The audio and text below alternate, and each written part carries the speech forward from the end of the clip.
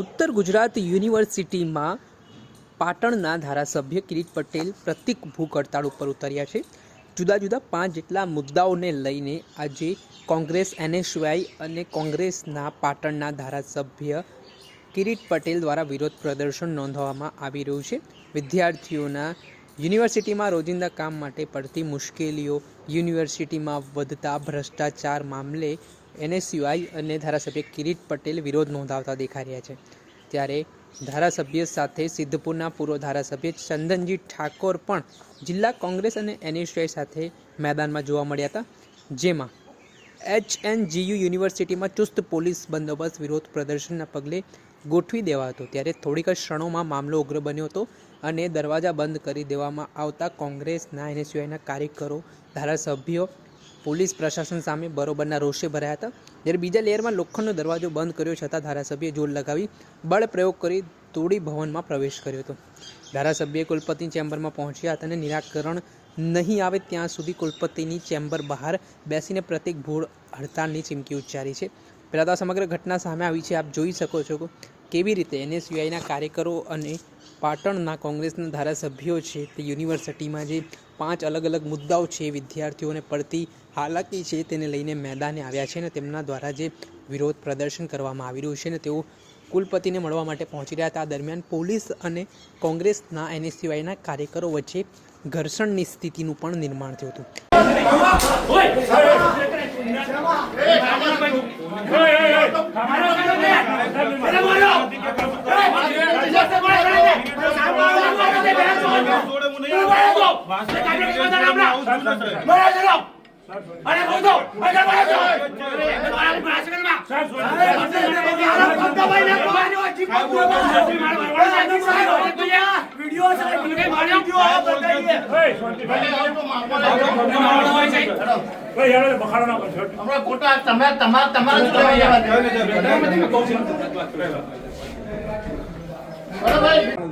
હેમચંદ્રાચાર્ય ઉત્તર ગુજરાત યુનિવર્સિટી એ હેમચંદ્રાચાર્ય જેવા મહાન સંત વિદ્વાન જૈનાચાર્યના નામે સ્થપાયેલી યુનિવર્સિટી છે। વર્ષોથી યુનિવર્સિટી સ્થપાયા બાદ કુલપતિ યાજ્ઞિક સાહેબ કે દવે સાહેબ જેવા કુલપતિઓની મહેનતથી યુનિવર્સિટી એ વિશ્વ લેવલે નામ ધરાવતી હતી, પરંતુ છેલ્લા ઘણા સમયથી ભારતીય જનતા પાર્ટીના શાસનની અંદર માત્ર ભ્રષ્ટાચારી કુલપતિઓની નિમણૂક થાય છે। જે કુલપતિ અહીં નિમણૂક થયા એ તમામ મોટાભાગના કુલપતિઓ છેલ્લા 3 ભ્રષ્ટાચારમાં સામેલ થયેલા છે। અગાઉના પૂર્વ કુલપતિ વોરા પણ રાજ્ય સરકારના ચીફ સેક્રેટરીની કમિટીમાં એમના વિરુદ્ધમાં ભ્રષ્ટાચાર સાબિત થયો છે, ગેરરીતિ સાબિત થઈ છે અને એમના વિરુદ્ધમાં પોલીસ કાર્યવાહી કરવાની સરકારે રિપોર્ટ આપ્યો છે। CID ક્રાઇમે પણ રિપોર્ટ આપ્યો છે।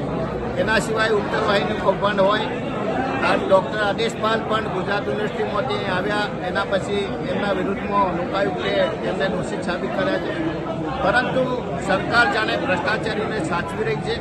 અને એનાથી પણ વધુ જે રીતે છેલ્લા ઘણા સમયથી યુનિવર્સિટીની અંદર લુખાગીરી ચાલી રહી છે, લોકો ખુલ્લેઆમ તલવારો અને સળી લઈ અને યુનિવર્સિટીના કુલપતિના મુખ્ય જે વહીવટી ભવન છે એની સામે આવી જતા હોય, આના લીધે વિદ્યાર્થીઓના મગજ ઉપર ડર અને એનો માહોલ છે।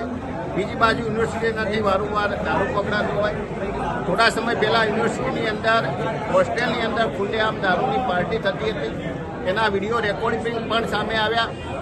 જે રીતે દારૂની મહેફિલ માણવાવાળા લોકો એ અધિકારીની, હાઈકોર્ટના અધિકારીની ખોટી ઓળખ આપી, જે યુનિવર્સિટીના પ્રોફેસર ઉપર ગાડી ચડાવી દેવાની કોશિશ કરી છતાં પણ કુલપતિ કે પોલીસ કોઈ કાર્યવાહી કરવામાં આવતી નથી। હું મીડિયાના માધ્યમથી કહેવા માગું છું કે જો આ કુલપતિના કે એસપીના માનીતા હોય, એમના કોઈ સગાવાલા થતા હોય તો એમના બંગલામાં અને કુલપતિના બંગલામાં જઈને દારૂની મહેફિલો કરાવે, શા માટે યુનિવર્સિટીને બદનામ કરી રહ્યા છે? અને સરકાર, શિક્ષણ મંત્રી પણ આ બાબતે શા માટે ચૂપ છે એ સમજાતું નથી। હેમચંદ્રાચાર્યનું નામ જે રીતે બદનામ થઈ રહ્યું છે, યુનિવર્સિટીનું નામ બદનામ થઈ રહ્યું છે, એના લીધે સમગ્ર દેશની અંદર અને ગુજરાતની અંદર યુનિવર્સિટીની સાપ એ ખરડાઈ રહી છે। એના વિદ્યાર્થીઓ એડમિશન લેવા તૈયાર નથી, ડિગ્રીની કોઈ વેલ્યુ નથી અને ફરીથી યુનિવર્સિટીની અંદર જે શિક્ષણનો માહોલ પેદા થાય, ઉત્તર ગુજરાત યુનિવર્સિટીના વિદ્યાર્થીઓને સારું શિક્ષણ મળે, એના માટે અમે આ પ્રતિક ધરણાનો કાર્યક્રમ રાખ્યો છે। આગામી સમયની અંદર જો આ બાબતે કોઈ કાર્યવાહી નહીં કરવામાં આવે તો સમગ્ર ઉત્તર ગુજરાતમાં તાલુકા અને જિલ્લા કક્ષાએ જઈ અને અમે આંદોલન કરી અને ઉગ્ર આંદોલન કરી અને ઉત્તર ગુજરાતના યુવાનોને વાલીઓને સારું શિક્ષણ મળે, એમના દીકરા દીકરીઓ ઉચ્ચ શિક્ષણ સારી રીતે પ્રાપ્ત કરે એના માટે કાર્યવાહી કરીશું. ત્યારે સમગ્ર મામલાને લઈને વિવાદ છે તે વકરી રહ્યો છે અને જેવી રીતે ધારાસભ્ય કિરીટ પટેલ પ્રતિક હડતાળ પર ઉતર્યા છે જેને લઈને હવે જોવાનું રહ્યું કે આગામી સમયમાં કયા પ્રકારના પગલાં યુનિવર્સિટી દ્વારા લેવાય છે અને વિદ્યાર્થીઓને જે હાલાકી પડી રહી છે તેનું નિરાકરણ લાવવા માટે કયા પ્રકારના મહત્ત્વના નિર્ણયો લેવામાં આવે છે. દર્શક મિત્રો, એન કવરેજ ન્યૂઝને આપ લાઇક કરી લો, સબસ્ક્રાઇબ કરી લો અને શેર કરવાનું ભૂલતા નહીં.